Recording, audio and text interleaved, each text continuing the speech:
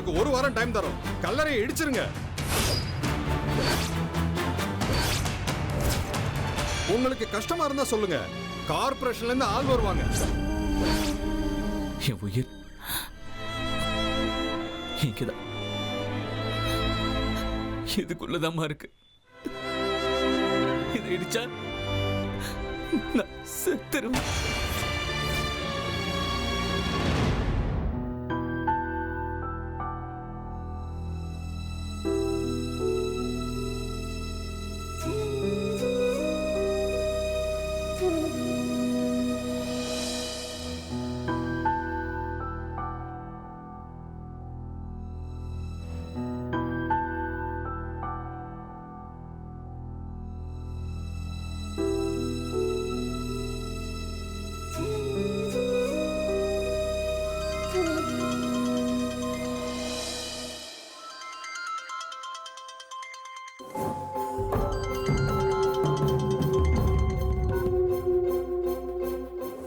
Hello.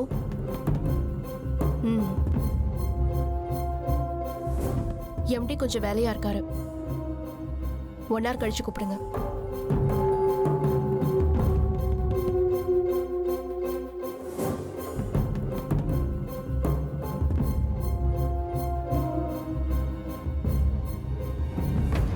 Surya, நீங்க வரி பண்ற மாதிரி எதுவும் நடக்காது.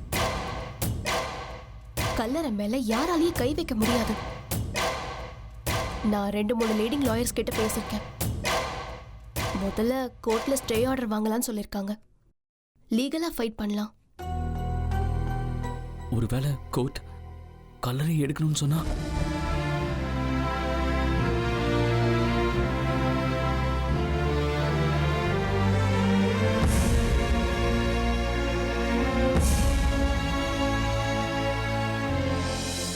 உன்கிட்ட பதில் இல்லைல்ல,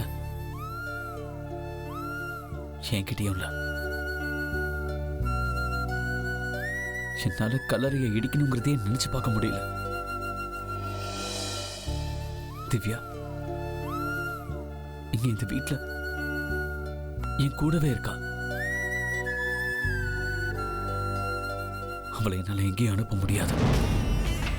அவளை இங்கிருந்து அனுப்பதானே நான் இவ்வளவு கஷ்டப்படுறேன். என்ன யோசிக்கிற? திவ்யா இங்கதான் இருப்பா. நம்மளை விட்டு எங்கேயும் போக மாட்டா. என்ன சமாதானப்படுத்துறதுக்காக சொல்லாத.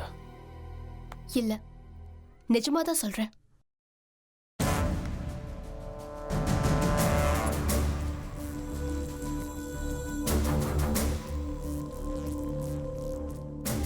திவ்யா அமைதியா இருக்கிற வரைக்கும் அவளை யாரும் டிஸ்டர்ப் பண்ண போறதில்ல. ஏதாவது தொந்தரவு பண்ணாதான் சிக்கல். நீ என்ன பேசுறேனே புரியல. திவ்யா கலரையால யாருக்கும் எந்த டிஸ்டர்பன்ஸும் இல்ல. அப்புறம் எதுக்கு அதை ரிமூவ் பண்ணணும்? அப்புறம் நான் மாமா கிட்ட விசாரிச்சிட்டேன். 8 ஃபீட்ல தான் திவ்யாவை புதைச்சிருக்கோம். இங்க 75 to 80 ஃபீட்ல தான் வாட்டர் இருக்கு. சோ கிரவுண்ட் வாட்டருக்கும் திவ்யாவுக்கும் சம்பந்தமே இல்ல. நம்ம கேஸ்ல ஜெயிக்கிறதுக்கு எல்லா பாசிபிலிட்டிஸும் இருக்கு. Are you sure? I'm very sure. கடவுள் தான் திவ்யா கலரையை காப்பாத்தணும். கடவுள் இல்ல, நான் நினைச்சாதான் திவ்யா கலரை இங்க இருக்கும். என் மனசே சரியில்லை. பாவம் அபி மனசுக்குள்ள எவ்வளவு கஷ்டப்படுறாளோ. நீங்க தான் அவகிட்ட பேசி சரி பண்ணணும். முடியுமான்னு தெரியலையே. அபி அபி என்னாச்சு? தெரியலையே. அபி அபி எங்க போனா? என்னாச்சு?